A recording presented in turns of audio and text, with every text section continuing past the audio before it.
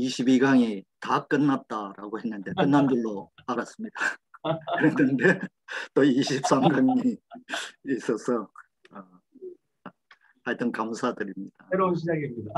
네, 새로운 시작 같아요. 23강이 다 끝났다고 했는데 23강은 새로운 시작을 이렇게 또 하나님 말씀 같이 나누게 되어서 감사합니다. 오늘 믿는 자의 23강은 믿는 자의 삶입니다. 믿는 자의 삶에 오늘 소 제목들을 보면 첫 번째가 불순종하는 인간, 불순종하는 인간 이렇게 돼 있고, 두 번째가 온전히 순종하여 예수 그리스도의 사역을 완성하신 그리스도의 사역을 완성하신 예수님 이렇게 두 번째 소 제목되어 있고요. 세 번째가 믿는 자의 삶은 순종이다 이렇게 이제 되어 있습니다. 오늘 믿는 자의 삶에 대한 전체적인 주제의 핵심 키워드는 순종이라는 말이 될 것 같아요.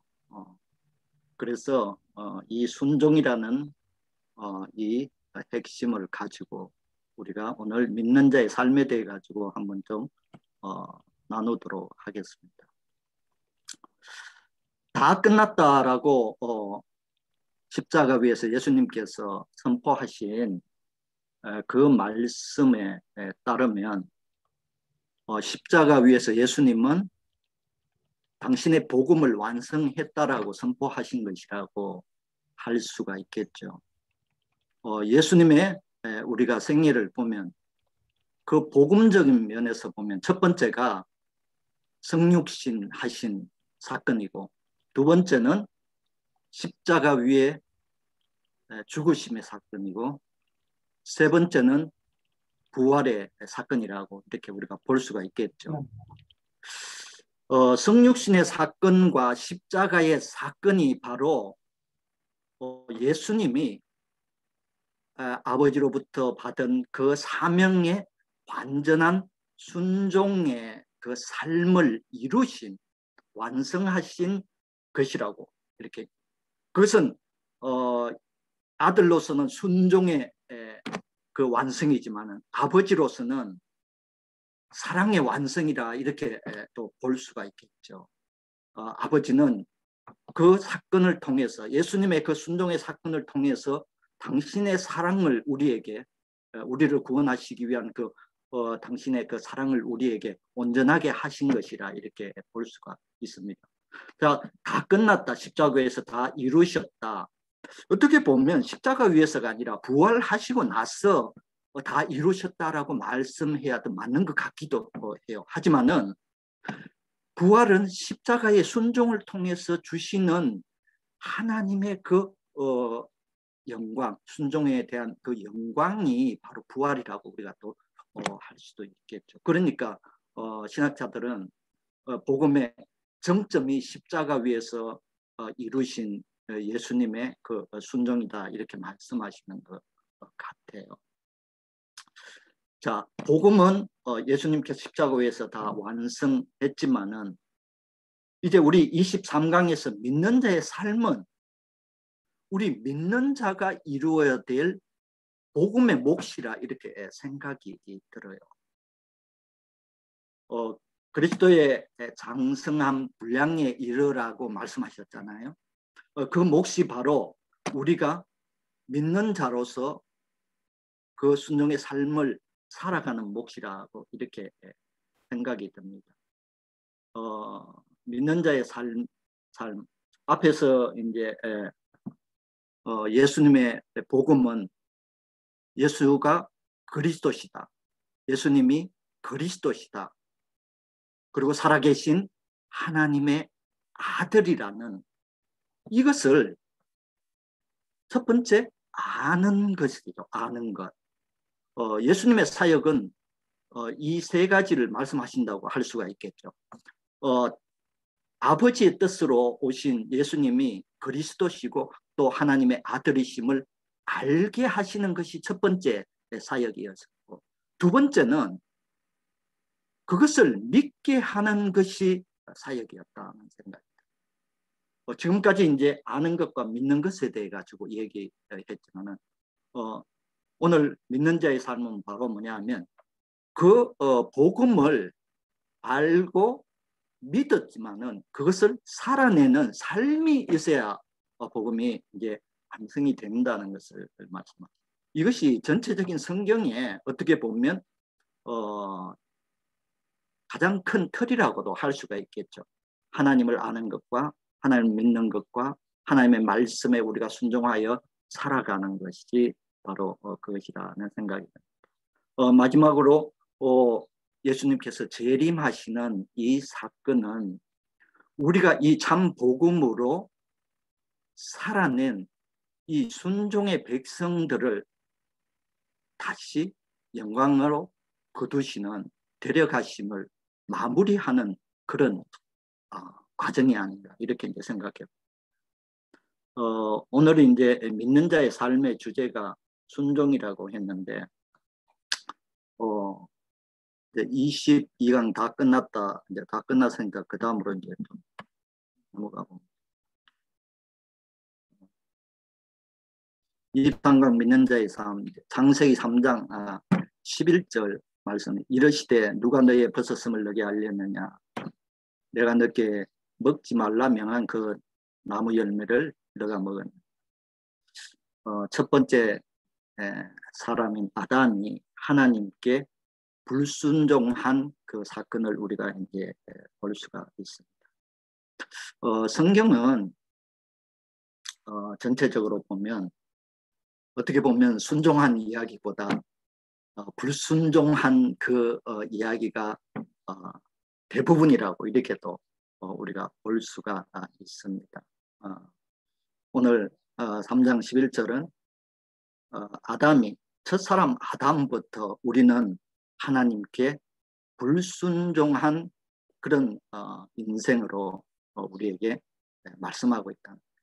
호세아서 6장 7절은 그들은 아담처럼 언약을 어기고 거기에서 나를 반역하였느니라. 하나님께서 이스라엘을 특별히 택해서 당신의 백성으로 삼았지만은 그들 또한 첫사람 아담처럼 하나님의 그 언약을 어기는 불순종의 삶을 살아가는 것을 우리가 성경을 통해서 우리가 알 수가 있습니다. 사사기 2장 20절 2장 20절을 보면 여호와께서 이스라엘에게 진노하여 이르시되 이 백성이 내가 그들의 조상들에게 명령한 언약을 어기고 나의 목소리를 순종하지 아니하였습니다. 이 순종하지 아니하였습니다. 내 언약을 어기고 이 말은 성경에서 아까도 말씀드렸지만 계속해서 반복되고 또 반복되는 그런 구절입니다. 우리에게도 똑같은 그 말씀이 날마다 반복된다는 생각을 보게 됩니다. 이게 편집이 여기 다 끝났다가 가운데 또 긴겨더라고요. 그 다음에 로마서 10장 16절에 보면 그러나 그들이 다 복음을 순종하지 아니하였도다. 이사야가 이르되 주여 우리가 전한 것을 누가 믿었나이까? 우리가 전한 것을 누가 믿었나이까? 라고 지금 한탄하는 이 말씀에 보면 믿는 자가 너무도 없었다는 말씀이죠. 이 말은 믿는 자가 없었다. 순종하는 자가 없었다는 것을 우리에게 말씀하시는 그런 말씀이라고 보여집니다. 로마서 10장 3절 보면 하나님의 의를 모르고 자기 의를 내세우려고 힘써 하나님의 의에 복종하지 아니하였느니라. 이렇게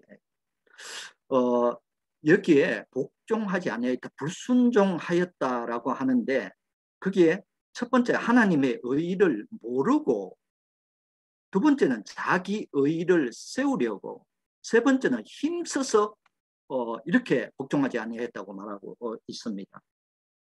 우리 불순종을 우리가 보면 불순종의 근본적인 원인은 뭐냐 하면 자기의 의를 세우려고 즉 하나님의 의를 모르고 또 알더라도 자기의 의를 세우려고 불순종하는, 또 자기의 의지와 자기의 노력과 자기의 의도적인 그런 뜻으로 가지고 하나님께 불순종한다는 것을 우리가 알 수가 있죠. 그리고 보면 힘써서 불순종한다고 얘기했습니다.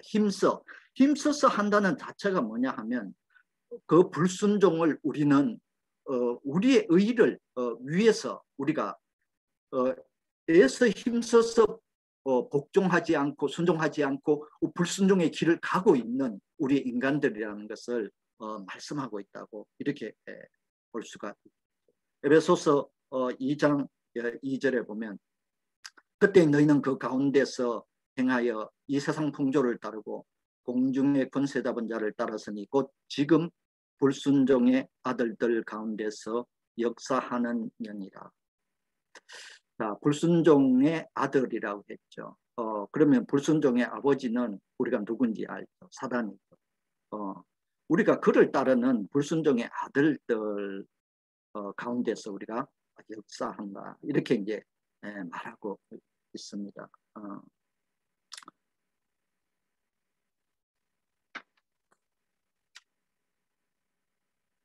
그 다음 베드로전서 2장 8절에 보면 또한 부딪히는 돌과 걸려 넘어지는 바위가 되었다 하였느니라. 그들이 말씀을 순종하지 아니함으로 넘어지나니 이는 그들을 이렇게 정하신 것이라고 말씀합니다.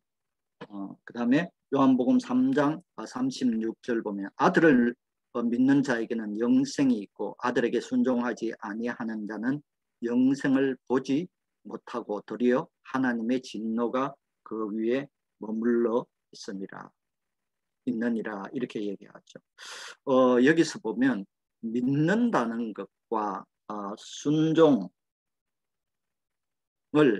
어떤 같은 위치로 두고 있는 거죠. 그렇죠. 믿는다는 것 자체가 순종하는 것이라고 이렇게 이제 말씀하신다고 볼 수가 있습니다.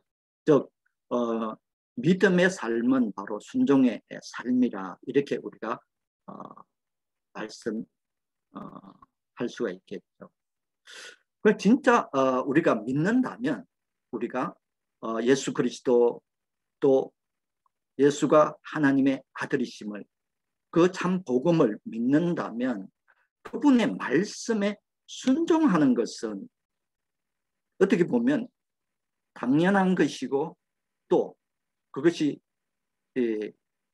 하나이라는 거죠. 그것이 분리된 것이 아니라 야고보서는 우리가 신학적으로는 뭐 알다시피 많은 논란이 있었다는 것을 우리가 알 수가 있죠. 행위 구원론에 대한 이야기, 그런 이제 차원으로 야고보서를 폄하하는 그런 적이 있는데, 뭐 저는 생각하기요. 또 많은 분들이 다시 이제 야고보서에 대한 평가를 야고보서야말로 참 그 복음의 어떤 그 완전한 것을 우리에게 알려주시는 그런 말씀이다라고 생각이 들어요. 그런데 현재 많은 그리스도인들의 그 모습 속에서 아니 현재 우리 어떻게 보면 믿는 자의 가장 큰 그런 문제점이 뭐냐 하면 믿는다는 것과 행한다는 즉 순종한다는 것이 일치가 되지 않는 것이 우리의 가장 큰 어떤 문제라는 생각이 들어요. 이것이 현대 그리스도인의 가장 큰 문제고 우리가 세상으로부터 참 너무도 폄하된 그런 평가를 받고 또 손가락질을 받고 하는 또 우리가 욕을 듣고 하는 그 문제가 바로 믿음과 순종이 일치하지 않기 때문에 믿음과 행함이 일치하지 않기 때문에 오는 것이 아닌가. 이것은 바로 우리 교회가 그 참 복음에 대해 가지고 잘못된 가르침을 우리가 했고 또 그 믿음이라는 것을 우리가 잘못 알고 있고 잘못 믿고 있기 때문에 그런 것이 아닌가 이렇게 이제 생각이 듭니다. 즉 지적인 믿음 우리가 어떻게 보면 우리 머리로만 우리가 생각하는 믿음 또 지적으로만 믿는 믿음을 우리는 복음의 그것이 끝이라고 생각하는 그런 경향이 있기 때문에 또 그런 가르침이 있었기 때문에 또 잘못된 가르침 위에 선 그런 믿음 때문에 생긴 문제가 아닌가 하는 생각이 듭니다.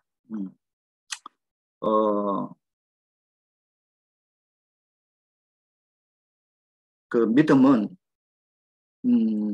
우리가 아는 것에서 출발을 해서 그것을 믿는 것으로 우리 안에 들어오지만은 우리 안에 들어온 믿음을 우리는 삶으로 살아내는 표현해내는 것이 바로 믿음의 완성이라는 생각이 들기 때문에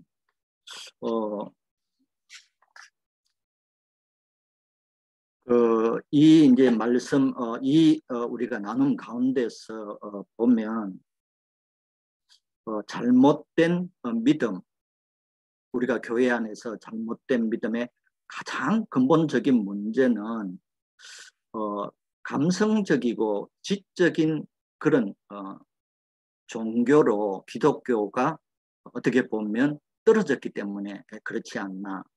기독교는 그런 지적 종교가 아니라 체험적이고 살아있는 신앙의 표현이 바로 기독교라는 것을 우리가 간과한 것 같습니다. 그래서 믿었다고 하는 사람들이 뭐 교회를 떠나고 믿은 자의 그 삶이 세상 사람보다 어떻게 보면 더 못한 그런 삶을 살아가는 그런 것을 우리가 많이 보게 되죠. 우리는 이 문제가 가장 현대의 가장 심각한 문제 하나다.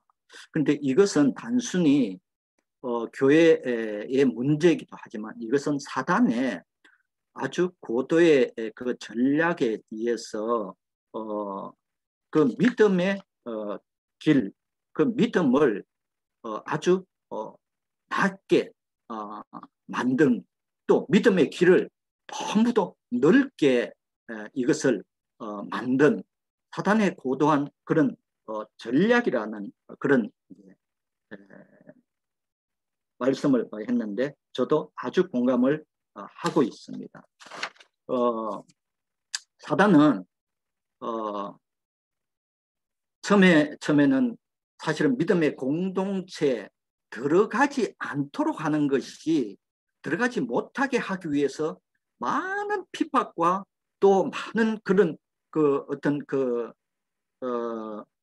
권세의 그런 압력과 많은 그런 것을 가했어요. 처음에는 했지만은 그렇게 하면 할수록 그 믿는 자들의 그 어떻게 보면 믿음은 더 굳게 되고 더욱더 빠르게 그것이 더 전파되는 이런 역사를 보게 되죠. 우리가 역사 속에서 보면 그런 것을 이제 사단이 간파를 한 거죠.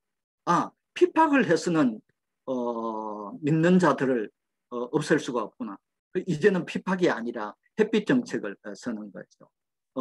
그래서 그래 얼마든지 많이 믿어.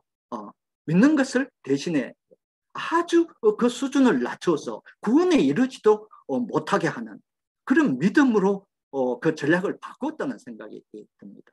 그래서 우리 교회 안에 우리 믿음의 공동체 안에 믿는다고 하는 그 기준 자체가 너무 낮고 또 그 구원의 길 자체가 너무 넓혀 놓았기 때문에 지금의 교회가 타락하고 또 지금의 교회가 지금 세상으로부터 그 어떤 영향력을 잃어버리는 그런 결과를 가져온 게 아닌가.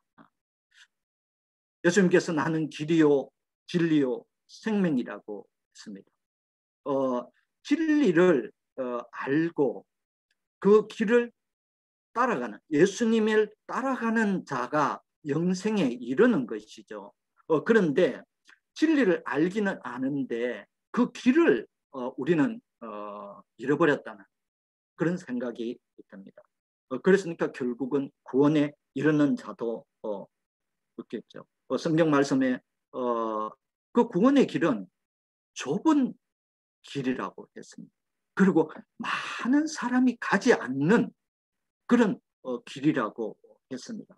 그만큼 구원은 쉬운 것이 아니라 어떻게 보면 그 좁은 길로 가야 되는 굉장히 어떻게 보면 그 높은 수준의 우리가 그런 구원의 길인 것을 알 수가 있는 거죠.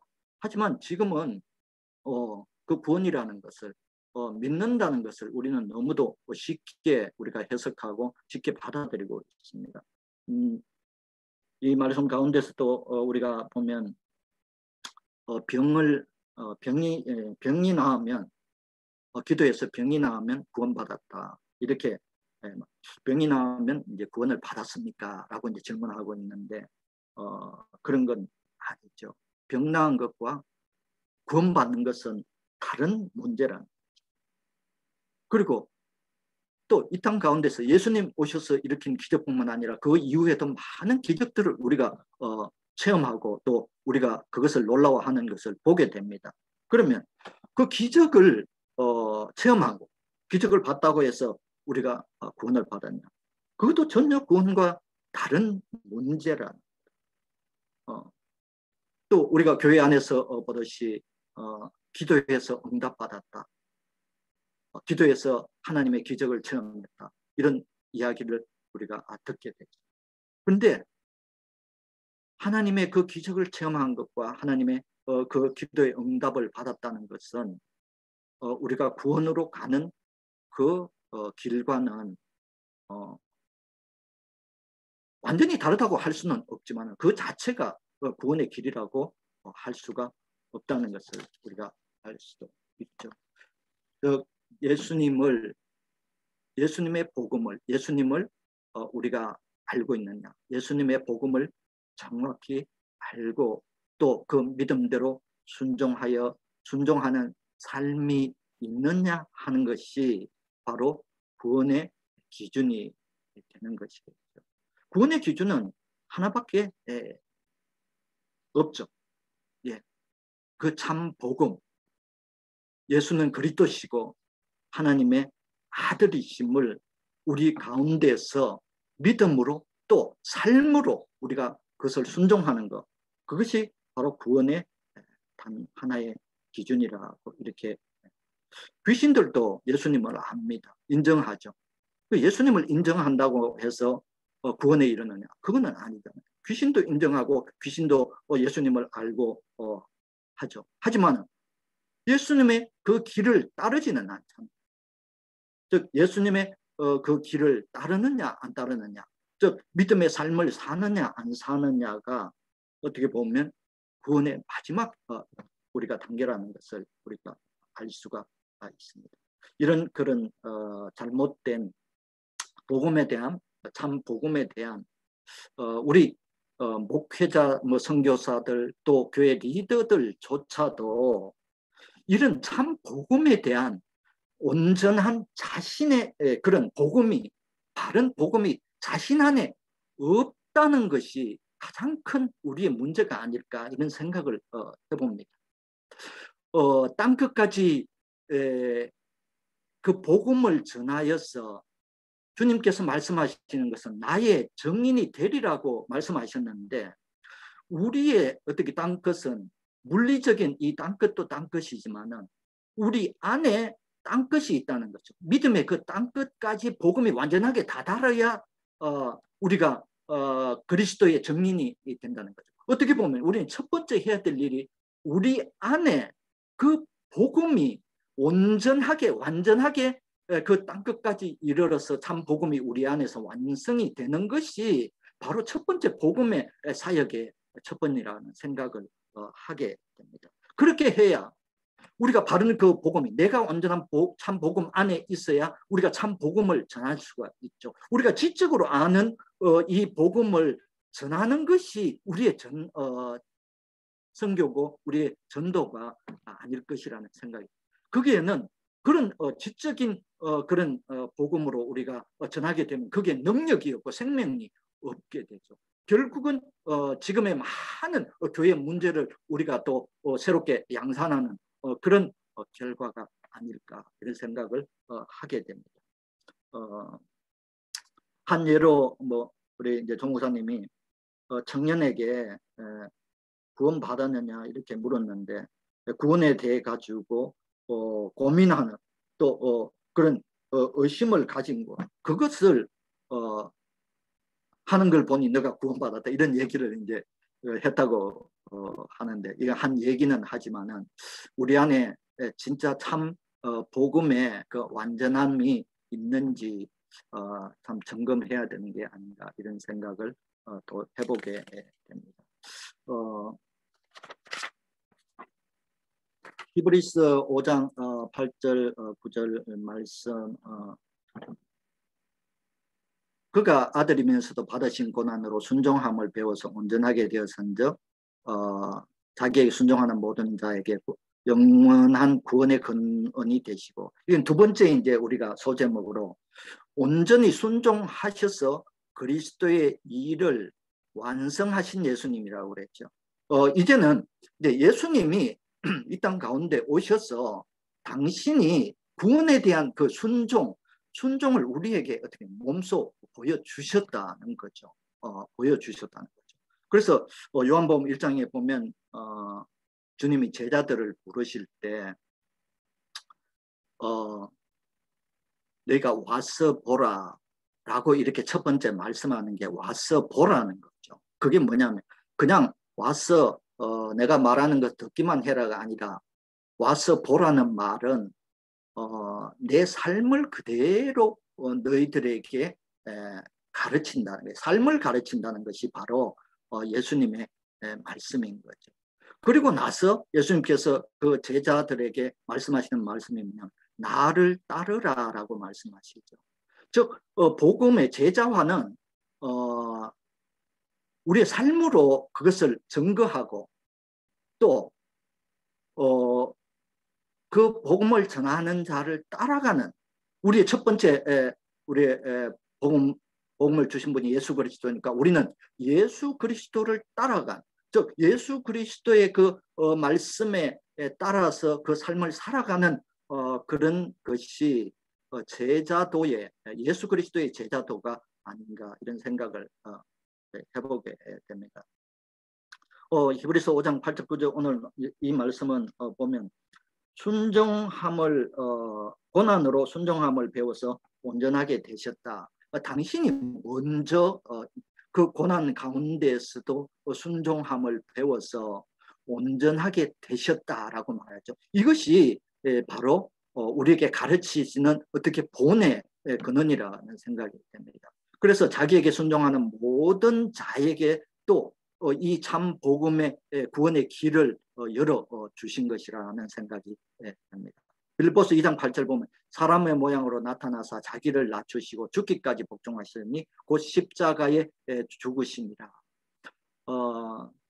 십자가에 그 복종하심 사람으로서 십자가에 달린다는 것은 그 순종에 사실은 어떻게 보면 가장 극치라는 생각이 듭니다. 그렇게 순종하신 당신이 바로 우리의 믿음의 순종의 본이라는 것이죠. 십자가에 죽으신 라는 것입니다.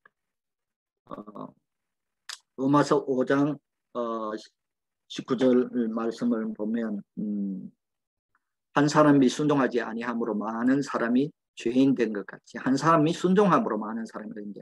자, 이제 순종이 우리의 믿음 가운데서 어떤 의미를 가지는가? 순종이 우리의 이 그 구원의 문제에서 어떤 의미를 가지는가를 아주 단적으로 말씀하시는 말씀이란 한 사람이 순종하지 아니함으로 즉 아담 한 사람의 불순종이라는 그 불순종 하나로 우리의 모든 사람이 죄인이 되었고 또 예수님의 그 한 분의 그 순종하심이 우리가 우리의 모든 그 복음의 사람들이 의인이 되었다라는 것이 이것이 우리 순종의 삶이 얼마나 중요한 것인가를 우리에게 단적으로 말씀하시는 말씀이라는 생각이 듭니다. 다니엘서 7장 27절 나라와 권세와 온 천하 나라들의 위세가 지극히 높으신 이의 거룩한 백성에게 붙임 바 되리니 그의 나라는 영원한 나라라 모든 권세 있는 자들이 다 하며 복종하리라. 예수님께서는 순종하심으로 나라와 권세와 온 천하 나라들의 위세가 지극히 높으신 이의 거룩한 백성에게 붙임 바 되었다. 이것은 주님의 그 순종하심에 대한 어떤 그런 결과라는 생각이 듭니다. 모든 권세 있는 자들이 다 그를 섬기며, 자, 다니엘서의 이 예언의 말씀은 현재 이 땅 가운데서 실현된 것이죠. 모든 권세 있는 자들이 다 예수 그리스도를 진짜 한 조그만한 그 중동의 그 시골에서 태어나신 그분이 십자가에 죽으신 사건이 전 세계 모든 권세자들에게 하나님 영광을 받으시고 그 섬김을 받는 그런 영광스러운 그런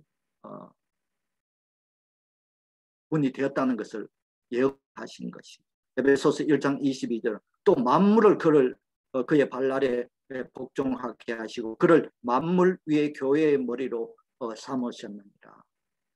자, 그 다음에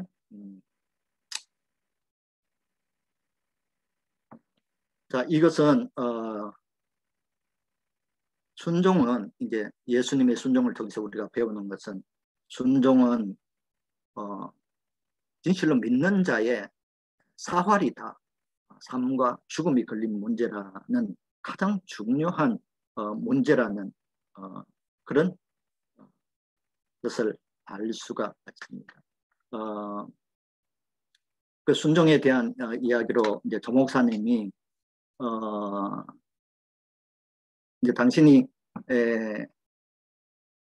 그 복음 가득한 교회 안에서 어떻게 순종해 왔고 또 당신의 삶 속에서 어떻게 순종해 왔는가라는 그 간증을 통해서 순종이 무엇인가를 우리에게 사실은 말씀을 하셨어요.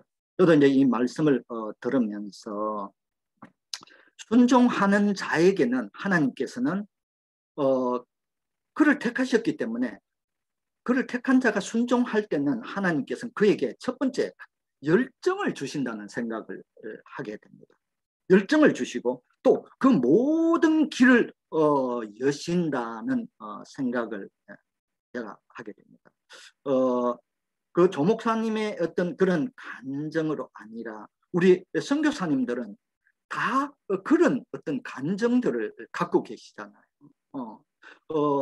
선교사로 나오기까지의 그것은 진짜 순종과 또 하나님의 그 순종 위에 역사하심과 또 그 역사하심으로 우리가 이 사역 가운데서 우리가 설 수 있는 이런 것을 우리가 다 체험으로 갖고 있는 것이라는 생각이 들어요. 저도 똑같은 그런 이것을 제가 이제 들으면서 그래 하나님 나 안에서도 내 안에서도 우리 가정 안에서도 이 같은 일을 하셨구나 이런 것을 제가 이제 알게 됩니다. 저는 이제 우리 아이들을 이제 홈스쿨링을 하게 된데 저희가 처음 홈스쿨링 시작한 게 15년 전입니다. 15년 한 16년 15년 전인데 우리 큰아이가 이제 중학교 1학년 때 둘째가 초등학교 4학년 그리고 늦둥이 막내가 있었는데 걔는 이제 2~3살 되던 그때 우리가 홈스쿨링을 시작했어요. 그때는 한국에서 홈스쿨링이라는 말 자체가 듣기도 힘든 때였고 아주 초기였기 때문에 하나님께서 이런 뜻을 우리에게 주셨어요. 우리 지금의 교육 체계 안에서는 하나님의 자녀로 키우기는 너무 힘들다는 생각을 제가 하게 되었습니다. 그래서 저와 이제 제 아내가 기도하면서 어떻게 하면 좋을까 그렇게 하다가 그때 당시에 이제 대안학교 기독교 대안학교들이 일어나는 시기였어요. 그래서 대안학교에 넣으면 지금의 학교 시스템보다는 좀 낫겠다 이런 생각을 하고 이제 대안학교를 찾기 시작했는데, 물론 초기이기도 했지만은 대안학교도 어떤 그런 대안이 아니라는 생각이 들었어요. 그래서 고민하다가 홈스쿨링, 사실 홈스쿨링이라는 개념 자체가 사실 안 돼 있던 그런 적이지만은 집에서 아이들을 가르치는 게 차라리 낫겠다 이런 생각을 하면서 기도하는 중이었는데, 그때 마침 이제 지구촌교회 이동훈 목사님이 교회에 홈스쿨링 그 사역을 시작하던 그때였어요. 처음 시작한다고 그런 이제 광고를 보게 됐어요. 그래서 이제 우리가 거기에 우리는 이제 그 교회에 다니진 않고 바로 이제 그 가까운 교회에 다녔지만은 그게 이제 참여하게 됐고 아이들 홈스쿨링을 시작하게 됐어요. 우리가 그렇게 하나님의 어떤 그 뜻에 순종을 하게 되었을 때, 우리 사실은 그때 어떤 불안감도 있었지만은 우리가 갖고 있는 것은 단순히 하나님께서 그렇게 말씀하셨기 때문에 그 말씀을 우리가 받았기 때문에 우리가 그냥 순종한다라고만 생각했어요. 어떻게 보면 참 어떻게 지금 생각하면 뭐 좀 무식한 게 용감하다 이런 생각도 들기는 들어요. 저는 그때 평신도였고 믿음도 그렇게 큰 그런 적이 아니었습니다. 아니었지만은 우리 부부가 함께 하나님 앞에 순종한다는 마음으로 시작했는데요.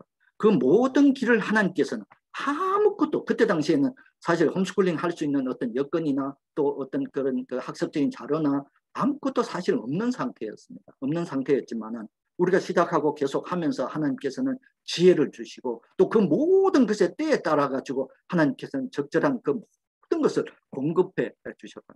그 이후에 이제 한국에서 제가 홈스쿨링 공동체 사역을 시작하게 됩니다. 그건 하나님의 말씀에 따라 가지고 저희 가정에 사명을 주셨어요. 그것은 하나님의 말씀으로 지금도 이제 제가 선교에 나와서도 이제 아이들 가르치는 것과 MK 사역과 또 가정 사역을 제가 하는데 어떻게 보면 그 연장선상에 있습니다. 왜? 하나님이 그것을 우리 사명으로 주셨기 때문에. 그래서 이 순종하는 삶을 살 때 하나님은 그 모든 길을 여셨다는 것을 진실로 체험했고 내가 내 삶 가운데서 하나님 그것을 다 느끼게 하셨고 진실로 살아계신 하나님 날마다 우리와 동행하시는 하나님을 우리가 느낀 거죠. 그것이 바로 믿음의 삶의 근본이 아닌가 이런 생각을 해봅니다. 조 목사님도 지금의 이 진짜 복음으로 그 수많은 나라에 이런 역사가 일어난 것은 하나님께 순종하겠다는 그 오직 그 일념 하나 그것이 하나님께서 또 우리 조 목사님 통해서 그 일들을 일으키시는 것을 우리가 보게 되는 것 같아요.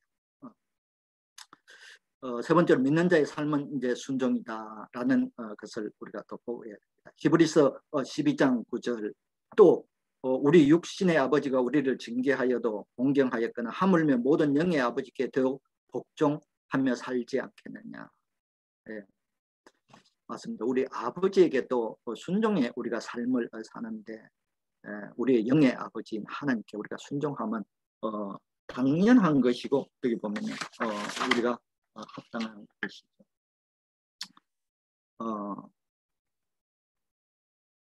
그다음에 사무엘상 15장 22절 사무엘이 이르되 여호와께서 번제와 다른 제사를 그의 목소리를 청종하는 것을 좋아하심 같이 좋아하시겠나이까. 순종이 제사보다 낫고 듣는 것이 순양의 기름보다 낫다. 이 말씀은 사무엘이 사울에게 한 말씀이지만은 우리에게도 이것은 순종이 그 모든 것보다도 가장 우선이다라는 것을 말씀하시죠. 하나님의 말씀을 듣고 그것에 순종하는 것이 우리가 이 모든 어떤 것보다도 가장 첫 번째라는 것을 우리에게 말씀하시는 것이라는 생각이 듭니다. 히브리서 11장 8절 말씀은 아브라함에 대한 이야기. 순종의 어떻게 보면 참 모델이라고 할 수도 있고 저의 또 믿음의 멘토가 아브라함입니다. 믿음의 아버지 믿음의 아버지가 된 것은 아브라함의 그 생을 통해서 보면 진짜 아브라함은 하나님께 오직 순종함으로 나아갔다는 것을 알 수가 있죠. 마지막에 아브라함이 그 이삭을 하나님 앞에 바칠 때 그것이 바로 하나님의 마음이 그곳에 온전하게 다 이루어졌다는 것을 알 수가 있습니다.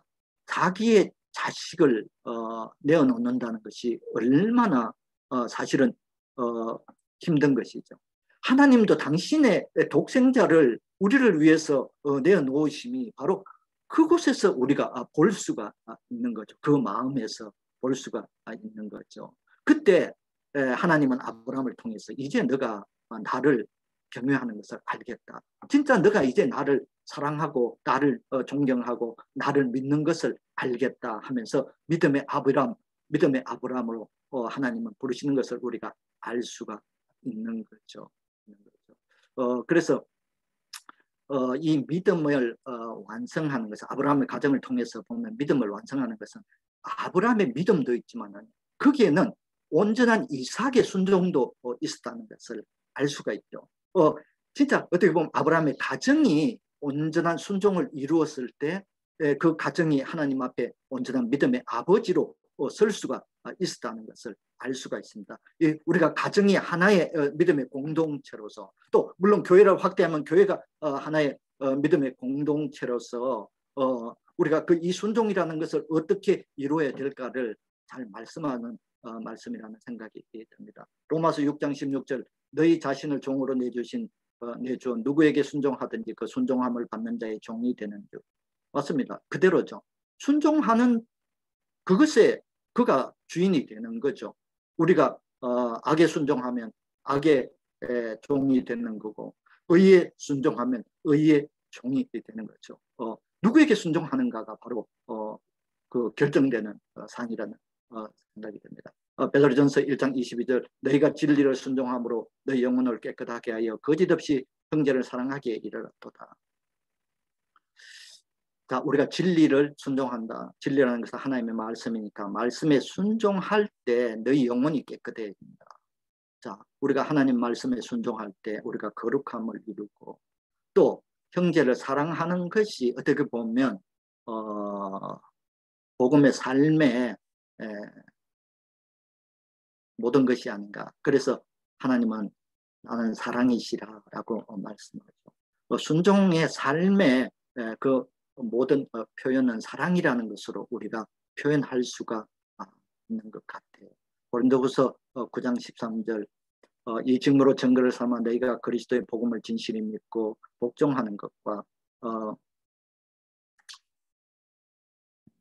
그들과 모든 사람을 섬기는 너희의 후한 연보로 말미암아 하나님께 영광을 돌리고 이것은 또 그 연보를 통한 하나님의 그 믿음의 삶을 우리에게 또 말씀하시는 것을 알 수가 있습니다. 고린도후서 10장 5절 6절 하나님 아는 것을 대적하여 높아하는 것이 다 무너뜨리고 모든 생각을 사할까 봐 그리스도에게 복종하니 너희의 복종이 온전하게 될 때 모든 복종하지 않는 것을 벌하려고 준비하는 중에입니다. 자, 오실 이제 주님 우리가 마라나타라고 하면서 주님 오실 것을 우리가 소망하고 자, 오시는 주님은 복종하는 자를 사실은 데려가시기 위해서 오시죠. 심판이라는 것은 복종했느냐 안 했느냐 그것에 대한 심판이라는 자 마지막 날에 오면 복종하지 않는 자에게 벌을 주시겠다. 심판의 날이 반드시 온다는 것을 또 우리에게 말씀하시죠. 야고보서 4장 그런 점 너희는 하나님께 복종할지어다 마귀를 대적하라 그리하면 너희를 피하리라. 하나님께 복종하는 것이 마귀를 이기는 것이다. 하나님께 복종하는 것이 마귀를 마귀의 그 능력을 뛰어넘는 것이다. 하나님께 순종하는 것은 모든 것을 어떻게 보면요 우리가 이길 수 있는 힘이 그 안에 있고 그 권세가 그 안에 있고 그 능력이 그 안에 있다는 생각을 하게 됩니다. 빌보서 2장 12절 그러므로 나의 사랑하는 자 너희가 나 있을 때뿐만 아니라 더욱 지금 나 없을 때라도 항상 복종하여 두렵고 떨림으로 너희 구원을 이루라. 자, 순종에 대해 가지고 어떤 그 자세를 우리에게 말씀하시는 말씀을 같습니다. 두렵고 떨림으로 이 순종에 대해 너희가 그 믿음에 대해 가지고 생각하고 너희가 그런 믿음의 자세를 가져라는 것이죠. 항상 복종하여 두렵고 떨림으로 너희 구원을 이루라고 합니다. 그 순종함으로 우리가 구원에 이르게 됐는데 그 자세가 뭐냐? 항상 두렵고 떨림이라고 했습니다. 우리가 하나님을 경외한다는 말은 사랑하지만은 그분을 너무도 두려움 가운데 우리가 보고 있다는 것을 말씀하는 거죠. 그래서 이 순종도 우리가 두렵고 떨림이라는 우리 속에 아주 진짜 강렬한 어떤 그런 의지와 그런 생각을 가지고 우리가 항상 임하라는 그런 말씀입니다. 사도행전 6장 7절 보면 하나님의 말씀이 점점 왕성하여 예루살렘에 있는 제자 수가 너무 많아지고 허다한 제사장도 이 무리의 도에 복종하느니라라고 말씀. 오늘의 이 말씀은 처음에 얘기했듯이 믿는 자의 삶, 믿는 자의 삶은 한마디로 순종하느냐, 순종하지 않느냐 하는 이 두 단어로 우리가 표현할 수 있다고 할 수가 있습니다. 예수님께서는 내 제자가 되려면 자신의 십자가를 지고 나를 따르라라고 말씀하시죠. 우리가 사는 이 삶은 어떻게 보면 우리의 십자가죠. 십자가. 그러니까 우리가 이 십자가를 지고 우리가 힘들거나 또 너무도 고난 가운데 있거나 또 지금 참 병으로 많은 분들도 사실은 그런 어려움에 있거나 하지만은 우리가 가야 될 것은 딱 한 길뿐이라는 거예요. 예수님을 따르는 것. 나를 따르라고 했기 때문에 바로 예수님을 따르는 것이. 그것이 순종하는 라고. 자, 예수가 그리스도시고 하나님의 아들이심을 믿는 믿음은 바로 그 믿음을 순종하여 우리가 행함으로 살아가는 것이 바로 믿는 자의 삶이라는 것을 알 수가 있습니다. 이것이 복음의 완성이라는 생각을 하게 됩니다. 오늘 믿는 자의 삶에 대해 가지고 함께 나눴습니다. 감사합니다. 기도해 주시죠, 목사님. 윤 목사님 기도해 주시고. 네, 하나님 감사합니다. 오늘 믿는 자의 삶에 대해 가지고 우리가 함께 나눴습니다. 하나님 우리 가운데 이 복음이 온전하게 되고